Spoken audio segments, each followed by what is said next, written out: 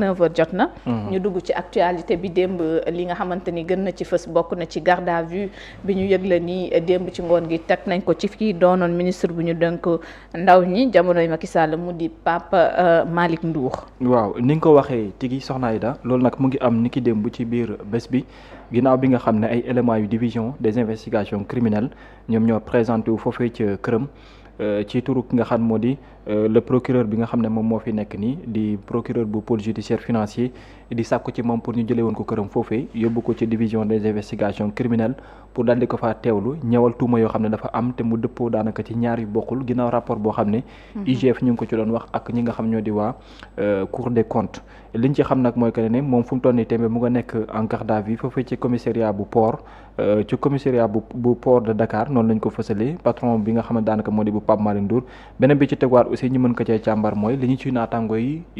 l'observateur quotidien baaxee mooy ab réquisitoire la boo xam ne le procureur financier ci jëm boobu moom moo demandé l'inculpation de l'ancien ministre mu di Pape Malick Ndour loolu nag mu ngi bokkee ci waa Prodac maanaam Prodac rapport bi nga xam ne génne woon nañ ko temps bi muy nekk coordonnateur Prodac boobee ci la jafe-jafe bi amee ginnaaw ab marché boo xam ne dafa doxoon ci diggante Prodac ak ñi nga xam ñoo di waa Loc Afrique te mu toll woon ci 29 milliards yoo xam ne waxoon nañ ko waaye moom ci li ñu koy toppee ñaar la yoo xam ne yu bokkul la benn bi mu ngi tourné autour de 2 milliards ak lu teg beneen mu ngi toll ci 40 millions de francs CFA suñu ay koppar expertise bi nga xam ne nag moom moo yore woon wàllu googu noonu ak comptabilité gi ci nekkoon ñoom ñoo ordonné ci doyen bi ci jëmbawam bu maanaam des juges d'instruction du pôle judiciaire financier le 6 janvier 2025 pour ñu sëggoon ci li nga xam moo di dossier googu noonu mais dañ ko bëraloon ba le 18 mars pour approfondir investigation yi nga xam ne moo waroon a am jëm ci wàllu googule moom Pape Malick Ndour ci li ñu koy toppee mooy dañu dafa am facture yoo xamante ni yu mu fay la Green 2000 ba ñu ko xaymaa li nga xamante ni am na ci mu toll ci 2 milliards de francs CFA yi nga xamante ni am na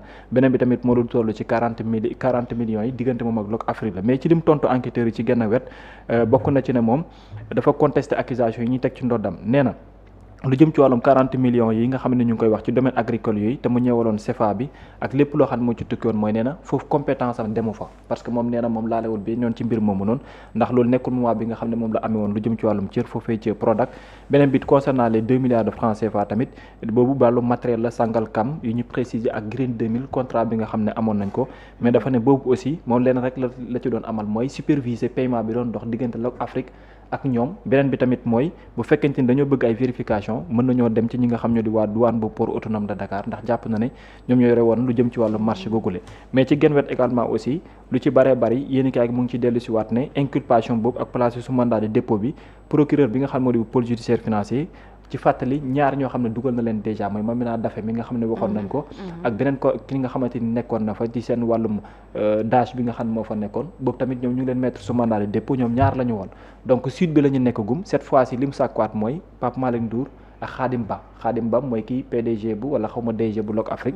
ñoom ñaar la nañ leen inculpé aussi placé leen sous mandat de dépôt parce que nee nañ xaalis bi nga xam ne moom moo dox ci wàllum contrat yi dañ koo tëgg ci anam boo xam ne amul justification te tamit lu jëm ci wàllum matériel bi nga xam ne ñu ngi ko doon def tam comme achat nee na foofu tamit justification dafa manqué nee na naal nañ leen placé sous mandat de dépôt sauf mu am contestation sérieuse yoo xam ne dañ koy teg sur la table du procureur. alors kon tey les enquêteurs autant pour moi. tey jii lañ leen di présenter ci juge d'instruction. su ma juumul waaw pour mën a xool. tey lan mooy nekk ci suite bi. incha allah mais càkkutéef la bu amoon depuis janvier. après ñu demaat mars après il fallait approfondir parce que ci mars bi sax ci la ñu daanoon ci la ñu téewaatoon ñaar ñooñ muy Daffé ak keneen ki. alors mu nekk affaire boo xamante ni Mouhamed mu ngi tukkee ci enquête yi nga xamante ni ñooñu waa Cour des comptes amal nañu ko kon ba pôle judiciaire financier hérité dossier bi lan lañ ci mën a jàpp ci surtout ndorteel bi parce que itam beaucoup se demander lan moo tax ñu patamee Pape Malick Ndour jëlee ko këram ngir yóbbu ko ci locaux wu dikk. waa xam nga mbirum Prodac coow lu gudd la te yàgg. te dafa séquencé si ay tranche temporelle yoo xam ne nii dafay duggalante par rapport ak ñi nga xam ne nii ñoom ñoo succédé wu à la tête du Prodac ñu leen tuddee ay coordonnateurs du Prodac xam nga Prodac d'abord ñu ngi ko président Macky Sall mu ngi ko teg en 2014 muy benn kuréel boo xam ne ni daf ko fee teg si décret numéro 2014 498 du 10 avril 2014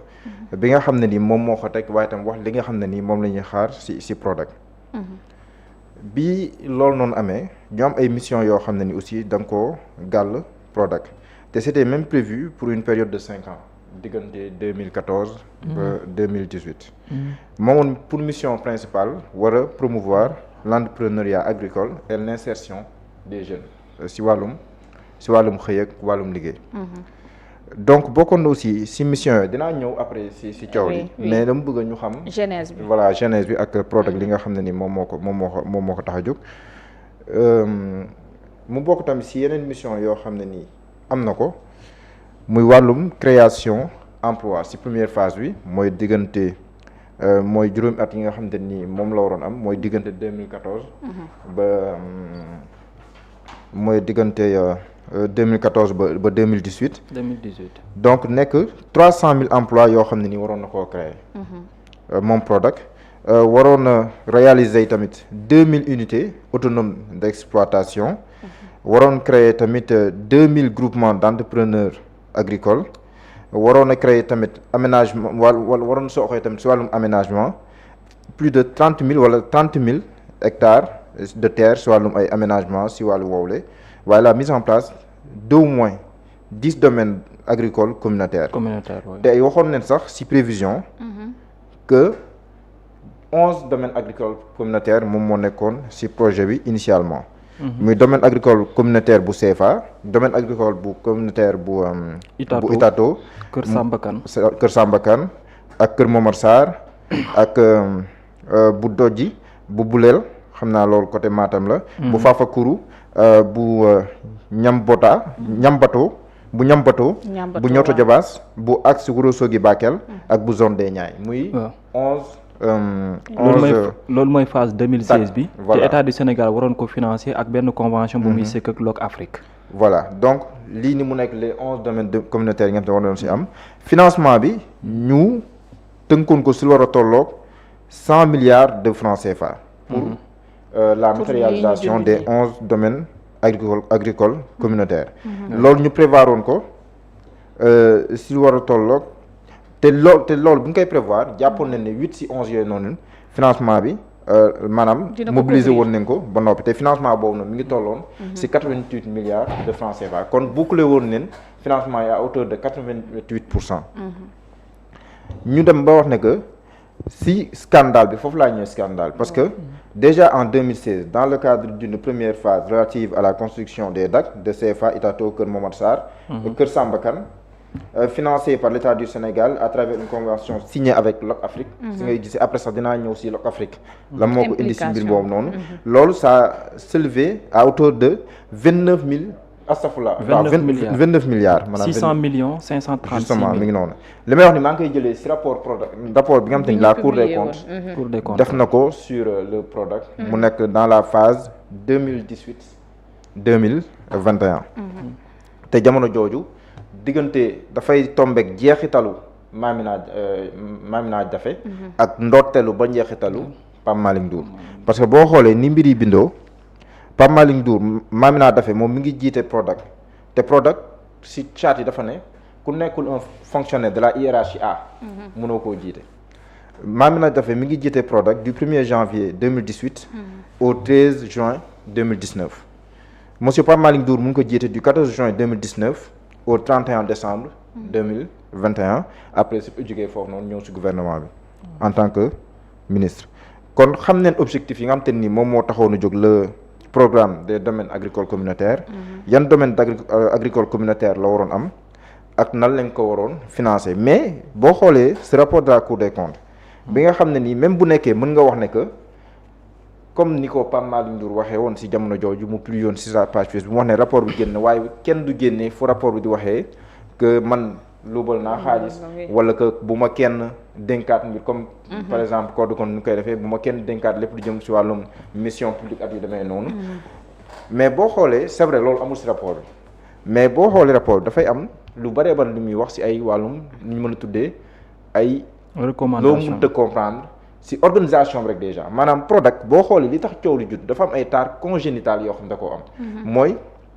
si organisation si le financement des DAC si maanaam dafa bëri ay dugg ak génn ba sax yow le rapport de la Cour des comptes parfois da lay wax am na si ay passages da lay wax ne par exemple je donne cet exemple comme ça plus de 1 milliard réer na fu mu nekk xamuñu loolu ça c'est dit dans le rapport. Absence de document incohérence dans les paiements. Dans le rapport de la Cour des comptes ñu lay wax sa ay double paiement. fayaat waaw fayaat. loolu am na parce que mécanisme de paiement yi moo nekk loo xam ne nii dafa am ay jafe-jafe yu bare. jafe-jafe au plan incohérence administrative jafe-jafe si wàllum organisation bi méthode de financement ak dépurement aussi des dettes loolu mu nekk ay jafe-jafe moo tax ñu remarqué des paiements irréguliers d'indemnités à des membres de commission loolu am na si retard dans la réalisation des DAC des travaux anormalement longs bu ñu ko temps bi mais dinaa la jox exemple ces travaux anormalement longs ak Green 2000 acte yi mu posé acte de manque de respect total ñu dénk la liggéey ba fa liggéey bi jël say bagage dem ne gars yi man pare naa si liggéey bi donc yooyu noonu yëpp aussi am na si tey maanaam ça relevé beaucoup d'irrégularités yoo xam ne ni peut-être bu ñu ko tàmmee mën neen see ñëw si wàllum ay manque de transparence dans le recrutement ak yu bare ay validation de l'avance de démarrage des DAC Sangalkam moom lu bëri woon coow la mauvaise tenue des comptes loolu moom dafa fës booy lire le rapport de la Cour des comptes si li nga xam te ni moom leen gérer Prodac cette mauvaise tenue des comptes dafa am non respect des règles relatives à la gestion des comptes de dépôt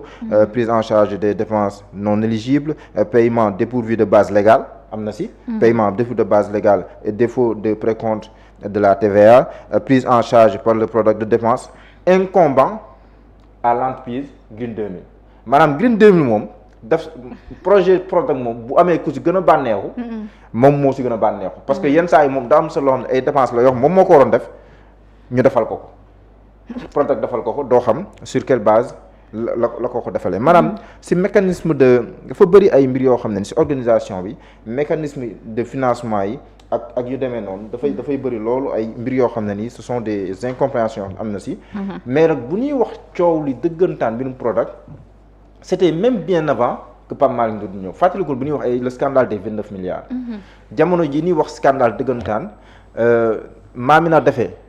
mi ngi woon foofu mais amoon na sax tamit son prédécesseur su ma juumul Jean-Pierre Senghor la tuddoon mais vérifier leen ma tur bi si je ne m'abuse il s'appelait comme ça jamono jooju nag la ñuy wax le scandale dëggantaan jamono la ñuy wax si rapport IGF bi li mu wax par rapport ak mbirum Cour des comptes jamono jooju la ñuy tudd di tudd ba mbir yi sax bu demee ba nii parce que même rapport Cour des comptes bi de la sur la durée 2018-2021 am na ay anciens ministres délégués chargés du budget am na leen si tudd di leen laaj ay explication yenn saa yi ni joxe yenn saa yi nag boo liiree mën na laa am na ay anciens ministres chargés des finances et du budget am te ni ñu leen si cité donc lu yaatu ñu si doon tudd sax boo leen fàttali ko ba tudd si sax damay bañ a kii yaakaar dafa koo ciblé alors que ça n'est pas notre objectif mais tuddoon nañ sax tudd si ba si wàllum presse ak yu demee noonu ma yem foofu noonu donc pour dire que bu affaire yi demee parce que doo xam enquête yi fan lay dem te man xalaatu moon ne mbir mi dina dem ba tàbbi si Pape Malick Ndour parce que je pense que lii am nii le fond du problème c'est bien avant kii léegi nag contestation sérieuse foofu la nga koy xaaree par exemple li ñu koy tuumaal bu nekkee ne moom il parvient à prouver que lenn li c'est bien avant lui kon incombé ko moom en tant que coordonnateur du Prodac programme des domaines agricoles communautaires loolu mën na nekk une contestation sérieuse bu nekkee itam leneen li ñu war lijjanti si wàllum douane ak yooyu loolu rek ça corroborant ko li may wax maanaam dafa lëj da lay si tudd douane tudd si port tudd si trésor tudd si BNDE tudd si Green 2000 tudd si Loc Afrique parce que Loc Afrique ma daanalee foofu Loc Afrique li ko indi si mbir mi parce que boo xoolee le rapport de la Cour des comptes mi ngi ñëw si ay mécanismes de financement et de remboursement de la dette le schéma de financement des DAC domaine agricole communautaire de CFA Itato Kër Momar Sarr et Kër Samba Kane fait intervenir la compagnie ouest-africaine de crédit bail moom mooy Loc Afrique plus connu sous le nom de Loc Afrique qui a conclu en février 2016 avec l'État du Sénégal une convention de financement d'un montant de 29 milliards mooy 29 milliards 600 millions 533 000 francs CFA au taux de 7,97% l'an toutes taxes confondues frais et commissions compris exclusivement affectés à la réalisation de ces 4 infrastructures mooy yi ma lim sànq mooy domaine agricole communautaire CFA Itato Kër Momar Sarr ak Kër Samba Kane waaye loolu boo xoolee après am na si ay surplus yoo xam ne nii sax si wàllum paiement bi am na si mais loolu ça se comprend parce que dafay am ay taxes ak yooyu noonu moo si am moo tax par lettre numéro wax nañ ko du 15 avril 2016 le ministre délégué auprès du ministre de l'économie et des finances et du plan chargé du budget jamono jooju je pense que c'était Birima Mangara moom la woon Locafrique a reçu de l'État du Sénégal l'engagement de couverture financière du montant de remboursement de la dette représentant le capital les intérêts et les frais et autres accessoires pour un montant de 36 milliards de francs CFA 36 milliards 476 millions 162 295 francs CFA donc li tax ñu jóge ci 29 milliards et poussière tabbi ci 36 milliards et poussière moom mooy frais yi nga xam te ne moom moo ci dugg mais damay bañ a monopoliser la parole mais peut-être après bu demee temps naa ñëw sur les travaux anormalement longs ak li ci Cour des comptes wax ak mbir yi nga xam te ni gis nga ko ci te day ëlëb sa xel donc lu mot a leeral la peut-être après bu ñu amee temps dinañ ko mën a indi ay éclaircissement alors en tout cas Babacar gis nañu Pape Malick Ndour tam apporté na sa réplique ci kanamu loolu bi Mouhamed di wax te li concerne dossier bi concrètement pour Pape Malick Ndour c'est à travers la page 50, 51, 52, 53, notamment à la page 53. À la page 53, c'est entre Green 2000 ak Loc Afrique ci dak yi nga war a xamante ni ma waroon a am bu CFA Itato Kër Samba Kane ak Kër Momar Sarr ndax lan montant boo xamante ni facture la concernant Sangalkam sur la base d'une demande de forme du PRODAC te instant boobu noonu dañu ne Monsieur Pape Malick Ndour, ancien coordinateur du PRODAC, reconnaît que la convention de financement devait faire l'objet d'un amendement pour intégrer la nouvelle réalité. À partir du moment où les DAC concernés par le financement y sont nommément indiqués, il ajoute qu'il ne pouvait prendre aucune initiative dans ce sens, le PRODAC n'étant pas partie prenante au contrat financier. Lii c'est à la page loolu lan la exactement lan la concerné mooy paiement effectué sans amendement de la convention de financement loolu la rapport bi génnee dafa ne il y a eu paiement effectué sans amendement par rapport à la convention bi nga xam ne moom la ñu signé woon ma limal la ko date bi le 14/04/2000 la woon benn bi référence facture 2701-220 montant bi 1 942 000 francs CFA montant au total bi mu ngi toll ci 1 273 868 494 le 16/04/2020 également mu ngi amaat beneen montant boo xam ne moom la ñu joxe waat bii moom moo def 3 références yi nga xam ne beneen bi c'était le 26/05/2021 boobu tamit am na beneen facture de référence bu ci génne yëpp bu ñu ko cumulé ça tourne autour de 2 202 920 292 francs CFA mais ce qui est reproché ici mooy que ne ci yoon bu njëkk bi c'est-à-dire le 14 avril 2017 Loc Afrique dafa verser Green 2000 un montant 2 254 177 977 encore Loc Afrique joxewaat beneen somme bu toll ci 1 273 868 494 en guise d'avance de démarrage pour dak bu Sangalkam valider ko ba noppi ndax ñu ko valider moo nekk PRODAC léegi comme le rôle de Loc Afrique moo nekkoon pour ñi ni ko ñu kii Loc Afrique mooy fay Green 2000 moom day fay Green 2000 après ñoom ñu ëlbateku fay ko maanaam état du Sénégal Green 2000 pour mu teg ay dak voilà léegi après état du Sénégal fay ko la BND ak yeneen banque moom mu fay ko léegi parce que moom aboonoon l'état du Sénégal projet bi taxawoon na mais coptegul woon les moyens pour mën a def le financement ci Green 2000 mi nga xam ne moo ko gagné woon te comme amagul koppar yi donc dañoo xaatimoon ak Loc Afrique moom miy génnee somme xaalisam di verser waale waa Green 2000 pour ñu continuer les travaux suñu paree état du Sénégal moom génnee pour rembourser waat ñi nga xamante ni ñoom ñoo nekk waa Loc Afrique avec un taux d'intérêt à peu près très bien léegi nag coow li am mooy voilà léegi nag coow li am mooy pour ñoom maanaam bi ñu defee loolu ba pare versement bi état du Sénégal doon def tam jëmale ko ci Green 2000 ci Loc Afrique dañ ne dafa mel ni paiement yooyu moom moo indi problème dafa may jafe-jafe très bien ay paiement ay double paiement am na yoo xamante ni dañ ne am na si état du Sénégal fay na ko rek pour kii am na si non mu ngi ci biir bu réer bu ne may 2 milliards non mu ngi ci biir parce que nee nañ waaw parce que nee nañ état du Sénégal dem na ba traçabilité waaw dafa dem ba ci biir versement bi est-ce que état du Sénégal fayaat ba pare fay si am na si loolu mooy coow li dox diggante Loc Afrique moo tax ñu koy tuumaal ne ay blanchiment de capitaux ay détournement de deniers publics ak yeneen maanaam dañ ne état du Sénégal moom ci remboursement bi ginnaaw bi Loc Afrique joxee moom bi mu koy remboursé dañ ne dafa doon joxe ba joxe loo xam ne dafa ëpp mais am joxe yoo xam ne sax dafa am problème mu justification léegi nag loolu moom la ñuy topp pour mën koo xam c'est voilà très bien diggante ñoom qu'est-ce qui s'est passé ak xaalis boobu lan moo waral ñu am ñoom remarque bu ñu gis ne dafa mel ni paiement doublement dafa am mais tamit des paiements non justifiés. renvoyé waan na leen port. très bien léegi nag ci biir loolu amee mooy dafa am tam matériel boo xam ne. Prodac da koo jëndoon. Green 2000 non Green 2000 moom li mu def c'est simple. est-ce que duñu réer ci biir. waaw léegi benn bi njëkk ci problème matériel bi. dañ ko Sénégal da ko doon am pour fay ko pour Green 2000 jënd ko mais dañ ne boobu tam ci jëmboom dafa am paiement dafa am défaut de justification par rapport ak loolu et dañ ne sax est-ce que amul lu ëpp lu ñu joxe woon ci koppar par rapport li ñu soxla woon ci matériel donc moom pour moom ñaar yi ci li ñuy wax mooy li ñu koy toppee pour justification par rapport ak matériel boobu ñu jëndoon beneen bi ci tegwaat tamit mooy remboursement bi ci côté Loc Afrique lan moo tax mu mel ni dañoo jàpp ne wàllum rétrocommission moom la ñuy xel ñaar moom la ñuy xel mati aussi rétrocommission daf ci amam déet loolu aussi toppee nañ ko Mamina Daffé ñu ngi ciy tudd tamit Mame Mbaye Niang tout comme également ñu ngi ciy tudd aussi ki nga xam mooy Pape Malick Ndour léegi nag moom mi nga xam ne bu mbir yi xóotee du yem si ñoom kese non ancien ministre yeneen ancien ministre war nañ leen si mën non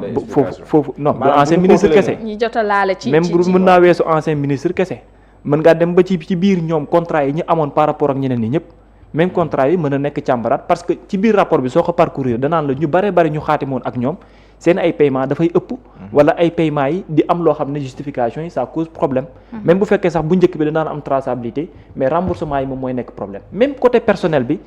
ci biir rapport bi y a des recommandations na leen ne ëllëg nañ xoolaat yan personnel lañ war a jël parce que dañ ne y a des personnes non qualifiées wala ay professions yoo xam ne bokkul ak ñoom fañ leen dugal ak li nga xam ne ñu ngi ko xam nga yaa ngi fi doon dégg ñëw waxu mbër ba yaa ngi koy fàttali rapport bii la woon coowal mbër boobu noonu rapport bi la même ba ci condamné même ba ci côté indemnité yi ñu doon am ñoom les indemnités indues bi ça y est dans le rapport parce que loolu yëpp lim nañu ko te boo ko parcourir après da la indiwaat moo tax parquet bi moom taxalim leen la mooy dafa requérir mandat de dépôt contre Pape Malick Ndour pour lu toll ci 2,702 millions mooy li mu doon lim sànq par rapport ak remboursement bi pour mbirum Loc Afrique bi la beneen bi ci tegu tam ak Green 2000 xam nga Green 2000 moom dafa signé contrat ba noppi état du Sénégal jox ko tous les moyens mooy israélien ñoom ñu exploité ba benn instant ñu ne fa dëjj lépp ak matériel baay yëpp dem ak moom